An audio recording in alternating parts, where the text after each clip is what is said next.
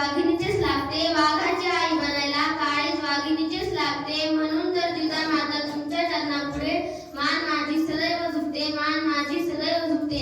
सन्माननीय व्यासपीठ, वंदनीय गुरुजन वर्ग आणि येथे उपस्थित माझ्या मित्रमैत्रिणींनो, सर्वांना माझा नमस्कार.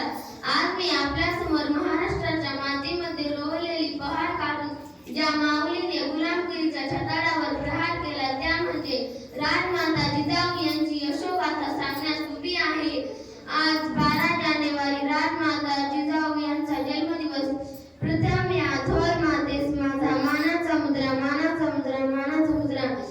मित्रांनो, स्वराज्यजननी राजमाता जिजाऊ यांचा जन्म 12 जानेवारी 1598 रोजी बुलढाणा जिल्ह्यातील सिंदखेड राजा येथे झाला. त्यांच्या वडिलांचे नाव लखुजीराव जाधव व आईचे नाव माळसाबाई असे होते. राजमाता जिजाऊ या लहानपणापासून चाणाक्ष व तेज होत्या.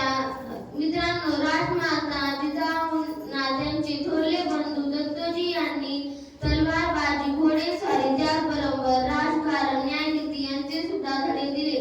राजमाता जिजाऊंनी शिवरायांना लहान वयात महाभारतातील पराक्रमाच्या गोष्टी सांगितल्या.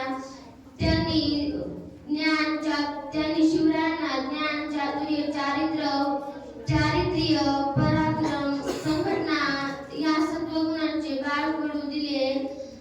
अशा या